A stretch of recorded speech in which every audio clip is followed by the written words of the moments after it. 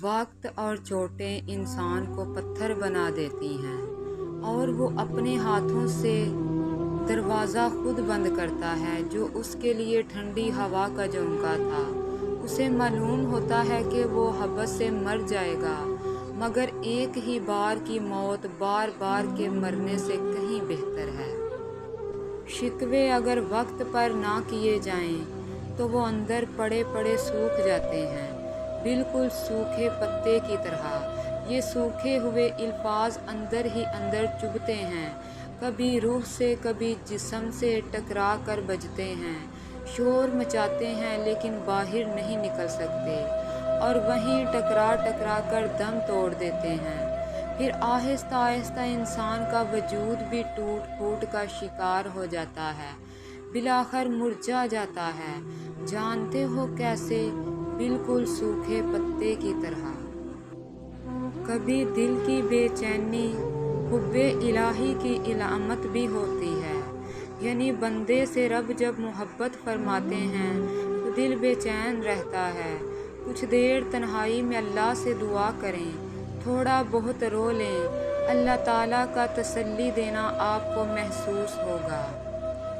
زندگی اگر کبھی مہربان ہو کر کسی شخص کے انتخاب کا موقع دے تو اپنے لیے ہمیشہ ایک ذمہ دار شخص کا انتخاب کریں، کیونکہ ایک ذمہ دار انسان خوبصورت ہونے سے کہیں بہتر ہوتا ہے۔ یہ محبت و حبت سب قصے کہانیوں میں اچھے لگتے ہیں، جب زندگی کی تلخ حقیقتوں سے پالا پڑتا ہے نا تو یہ محبت سب سے پہلے گھر کی کھڑکیوں اور روشن دانوں سے بھاگتی ہے۔ حقیقتیں بڑی دل خراش ہوتی ہیں۔ میں یہ سوچتا ہوں اکثر پتہ نہیں عورت کے اندر کیسے دکھ بس جاتے ہیں جو ختم ہی نہیں ہوتے، جن کی تکلیف کو سارا دن ہنس ہنس کر سہتی رہتی ہے، لیکن رات ہوتے ہی اندھیرے کی پناہ پاتے ہی آنکھوں کے راستے دکھ بہانے کی ایک ناکام کوشش کرتے کرتے سو جاتی ہے۔ کوئی نہیں جانتا کہ عورت کی آنکھیں صرف آنسو نہیں، دکھ بہاتی ہیں۔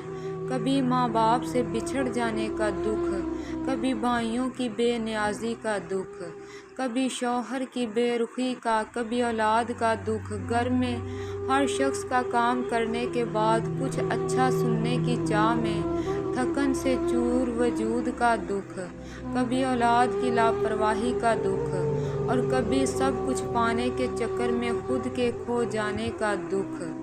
یہ ہیں عورت کی زندگی کی تلخ حقیقتیں، لیکن پھر بھی عمر بھر کبھی ہمت نہیں ہارتی۔ اصل عورت مرد کی محبت کا معیار اس کی غیرت کو بناتی ہے، دولت کو نہیں، اس میں اپنا محافظ ڈھونڈتی ہے، جبکہ اصل مرد عورت کی محبت کو اس کی حیا اور سیرت کی کسوٹی پر پرکھتا ہے۔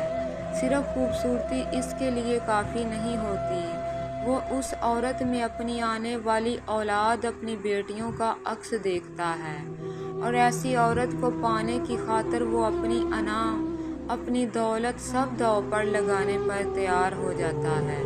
مگر ایسے لوگ اتنی آسانی سے تو نہیں مل جاتے نا، ان کو کھوجنا پڑتا ہے، خود کو ان کے قابل بنانا پڑتا ہے۔ اللہ کے سامنے جتنا چاہے رو لیں، وہ بیزار نہیں ہوتا، وہ نہیں کہتا کہ تمہاری تو عادت ہے رونے کی چھوٹی چھوٹی باتوں پر، بلکہ اللہ کے سامنے رونے سے بہت سکون ملتا ہے، دل کا سارا بوجھ اتر جاتا ہے۔ وہ رب بڑا قدردان ہے ان آنسوؤں کا، اسے احساس ہے اپنے بندے کے دکھ کا، وہ موقع دیتا ہے بندے کو اپنے سامنے کھل کر رونے کا، تاکہ دل کا سارا غبار نکل جائے، دل صاف ہو جائے، اور پھر وہ اس شفاف اور حساس دل کو سکون سے بھر دے۔